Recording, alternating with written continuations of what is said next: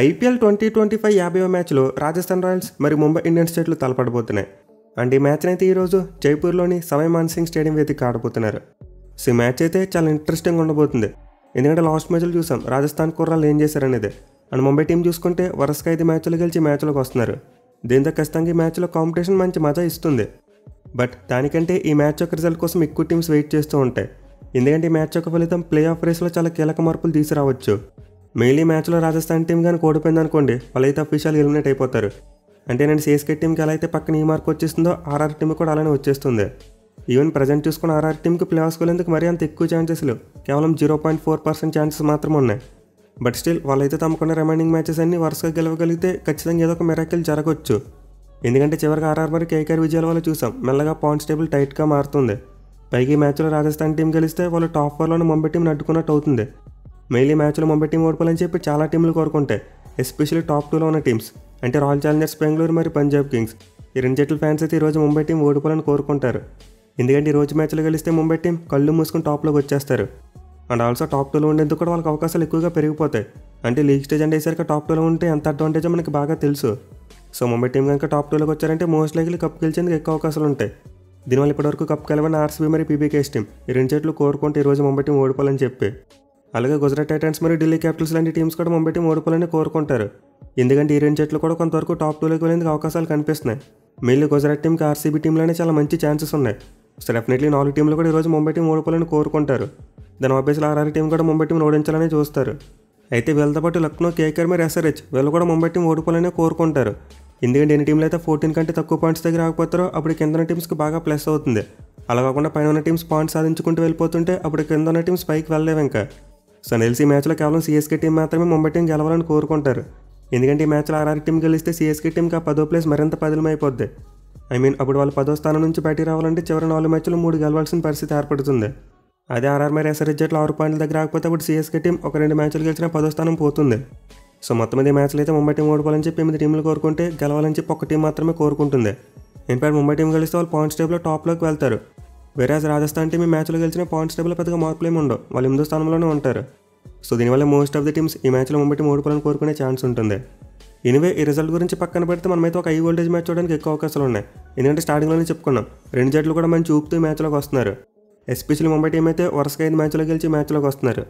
వేరే రాజస్థాన్ టీం చూసాం లాస్ట్ మ్యాచ్లో గుజరాత్ టీంకి షాక్ ఇచ్చారు. మెయిన్లీ 14 ఏళ్ల వైభవ్ సూర్యవంశీ మొత్తం ప్రపంచానికి షాక్ ఇచ్చాడు. సో దీంతో ఖచ్చితంగా మరోసారి ఈ మ్యాచ్లో అందరి చూపు అతని మీద ఉండబోతుంది. ఇక ప్రీవియస్గా రెండు జట్ల మధ్య హెడ్ టు హెడ్ స్టాట్స్ చూసుకున్న చాలా వరకు నెక్ టు నెక్ ఉన్నాయి. మొత్తం 30 మ్యాచ్లో తలబడితే ఆర్ఆర్ టీం 14 మ్యాచ్లో గెలిచింది. వేరే ముంబై టీం 15 మ్యాచ్లో గెలిచారు. మిగిలిన ఒక్క మ్యాచ్లో ఫలితం రాలేదు. అయితే లాస్ట్ 5 మ్యాచెస్లో చూసుకుంటే మాత్రం ఆర్ఆర్ టీం 3 గెలిచారు, ముంబై టీం 2 గెలిచారు.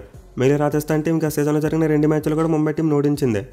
సో రీసెంట్గా చూసుకుంటే రాజస్థాన్ టీంకి ముంబై టీం మీద స్లైట్ ఎడ్జ్ కనిపిస్తుంది. బట్ ప్రజెంట్ ఫామ్ చూసుకుంటే మాత్రం డెఫినెట్లీ ముంబై వాళ్ళు ఫేవరెట్స్గా ఉంటారు. ఇన్ఫాక్ట్ వాళ్ళ టీం కూడా చాలా స్ట్రాంగ్గా ఉంది. అయితే ఒక ఇంట్రెస్టింగ్ థింగ్ ఏంటంటే ముంబై టీంకు జైపూర్లో మంచి రికార్డ్ లేదు. వాళ్ళు ఇప్పటివరకు ఈ గ్రౌండ్లో రాజస్థాన్ టీంతో 8 మ్యాచ్లు ఆడారు. బట్ 8 మ్యాచ్లో 2 గెలిచారు. వేరే రాజస్థాన్ టీం 6 మ్యాచ్లు గెలిచేసింది. ఎస్పెషల్ ముంబై టీం చివరికి ఈ గ్రౌండ్లో రాజస్థాన్ టీంను ఎప్పుడో 2012 సంవత్సరంలో ఓడించారు. అంటే గత 13 ఏళ్ళుగా చూసుకుంటే వాళ్ళకి ఈ గ్రౌండ్లో రాజస్థాన్ టీం మీద ఒక్క గెలుపు కూడా లేదు. 4 మ్యాచ్లు ఆడితే 4 మ్యాచ్లు కూడా ఓడిపోయారు. సో దీంతో ముంబై టీం ఎలా అయినా సరే ఈ మ్యాచ్లో 13 ఏళ్ళ స్ట్రీక్ని ఎండ్ చేయాలని చూస్తారు. అదే రాజస్థాన్ టీంకి చూసుకుంటేనేమో వాళ్ళకైతే డూ ఆర్ డే మ్యాచ్, ఈ మ్యాచ్లో ఖచ్చితంగా గెలిచి తీరాలి. సో దీంతో మరోసారి అయితే మనం రెండు జట్ల మధ్య ఒక మంచి నెక్ టు నెక్ కాంపిటీషన్ చేసేందుకు ఎక్కువ అవకాశాలు కనిపిస్తున్నాయి. ఇక మ్యాచ్ ఆడపై జైపూర్లోని సవాయ్ మాన్సింగ్ స్టేడియం యొక్క పిచ్ రిపోర్ట్ చూసుకుంటే కొంతవరకు న్యూట్రల్ వికెట్ అని చెప్పుకోవచ్చు.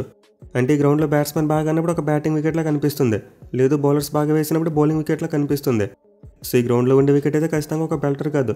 ఈవెన్ లాస్ట్ మ్యాచ్లో గుజరాత్ మరియు రాజస్థాన్ టీం 200 రన్స్ కొట్టినప్పటికీ స్పిన్నర్స్కి కాస్త హెల్ప్ చూసాం. అట్ ది సేమ్ టైం ఈ గ్రౌండ్లో బౌండరీ సైజెస్ కూడా పెద్దగా ఉంటాయి. బట్ ఎనివే బ్యాట్స్మెన్ మంచి అటాకింగ్ మైండ్ సెట్ ఆడితే మాత్రం ఖచ్చితంగా భారీ స్కోర్లు కొట్టొచ్చు. ఇన్ఫాక్ట్ లాస్ట్ మ్యాచ్లోనే అది ప్రూవ్ అయింది.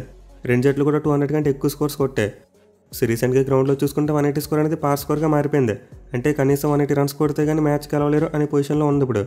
బట్ అలా అని చెప్పి బౌలర్స్కి ఏమి హెల్ప్ ఉండదంటే ఉంటుంది. మిగిలిన ఆర్ఆర్ మరియు ఎల్ఎస్జీ మ్యాచ్లు చూసాం లక్నో టీం ఒక చిన్న టార్గెట్ని కూడా డిఫెండ్ చేసుకున్నారు. సో ఈ గ్రౌండ్లో ఉండే పిచ్ అయితే న్యూట్రల్గా ఉంటూ ఎవరు తమ స్కిల్స్ని బాగా ఎక్స్ప్లోర్ చేస్తారో వాళ్ళకి బాగా సపోర్ట్ చేస్తుంది. ఇక ఈ గ్రౌండ్ యొక్క స్టాట్స్ విషయానికి వస్తే ఇప్పటివరకు మొత్తం 60 ఐపీఎల్ మ్యాచెస్ జరిగాయి. అంటే 60 మ్యాచ్లో ఫస్ట్ బ్యాటింగ్ చేసిన టీం 21 మ్యాచ్లో గెలిస్తే చేస్ చేసిన టీమ్స్ 39 మ్యాచ్లో గెలిచాయి. అలాగే గ్రౌండ్లో ఫస్ట్ ఇన్నింగ్స్ యావరేజ్ స్కోర్ 163 రన్స్గా ఉంది. సో క్లియర్లీ గ్రౌండ్లో చేసింగ్ చేసిన టీమ్స్కి అయితే చాలా అడ్వాంటేజ్ కనిపిస్తుంది. ఈవెన్ లాస్ట్ మ్యాచ్లో కూడా చూసాం, గుజరాత్ టీం సెట్ చేసిన భారీ టార్గెట్ని ఆర్ఆర్ టీం కేవలం 15 ఓవర్స్లోనే కొట్టేశారు. సో హిస్టారికల్గా చూసుకుంటే ఈ గ్రౌండ్లో ఎక్కువగా చేసి చేసినప్పుడే మ్యాచ్లు గెలిచారు. సో దీంతో ఈ మ్యాచ్లో కూడా టాస్ గెలిచిన కాబట్టి మోస్ట్ లైక్లీ ముందుగా ఫీల్డింగే తీసుకుంటారు.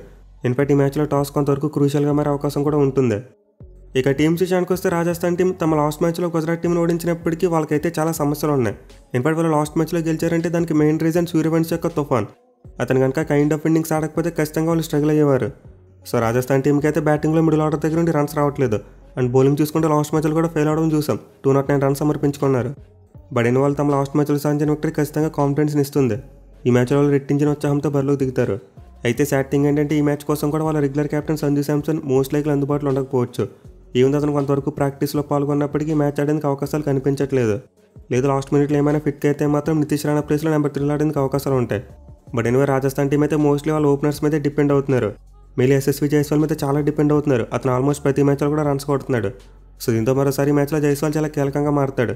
ఇన్ఫాక్ట్ అతనికి ముంబై టీం మీద చాలా మంచి రికార్డు ఉంది. తన ఐపీఎల్ కెరీర్లో 2 సెంచరీలు ఉంటే 2 కూడా ముంబై మీద కొట్టాడు. ఇన్ఫాక్ట్ లాస్ట్ ఇయర్ 1 సెంచరీ కొట్టాడు. సో ఈ మ్యాచ్లో జైస్వాల్ అయితే రాజస్థాన్ టీంకి చాలా ఇంపార్టెంట్. అలాగే ముందు చెప్పినట్టు లాస్ట్ మ్యాచ్లో విక్టరీ తర్వాత ఈ మ్యాచ్లో సూర్యవంశీ మీద అందరి కళ్ళు ఉంటాయి. దీంతో అతను ఒత్తిళ్ళు ఎలా పెర్ఫామ్ చేస్తాడనేది చాలా ఇంట్రెస్టింగ్ ఉండబోతుంది. ఇక వెళ్తపడి వాళ్ళ కెప్టెన్ పరాగ్ కూడా కొంతవరకు క్యామ్ ఇన్నింగ్స్లో ఆడుతున్నాడు. బట్ వాటిని పెద్దగా కన్వర్ట్ చేయలేకపోతున్నాడు. అండ్ దాని మిడిల్ ఆర్డర్ చూసుకుంటే అంత మంచి ఫామ్లో లేరు.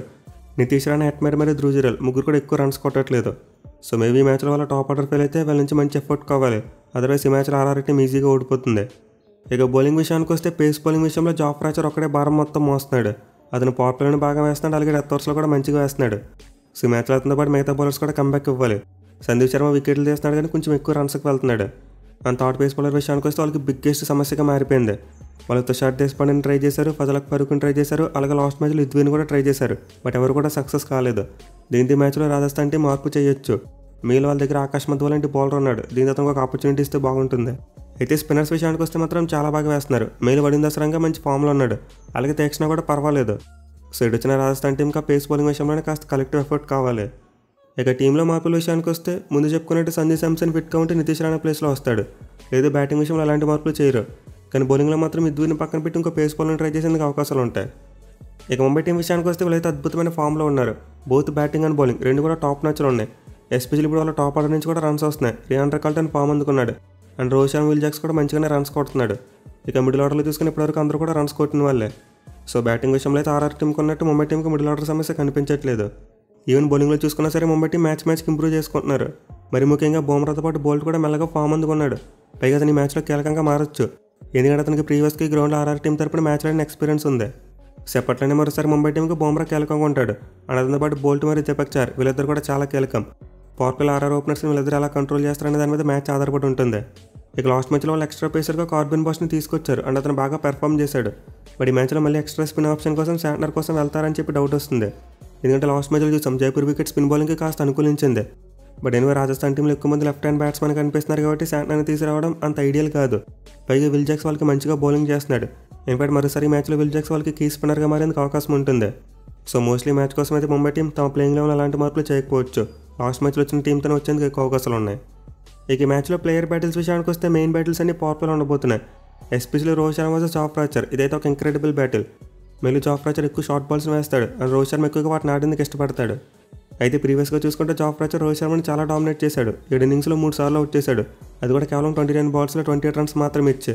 సో దీంతో ఖచ్చితంగా వీళ్ళిద్దరి మధ్య మ్యాచ్లో ఒక ఎగ్జైటింగ్ బ్యాటిల్ చూడొచ్చు. ఇక అదరాన్ని చూసుకుంటే ఎస్ఎస్వి జైస్వాల్ కీలకమని చెప్పుకున్నాం.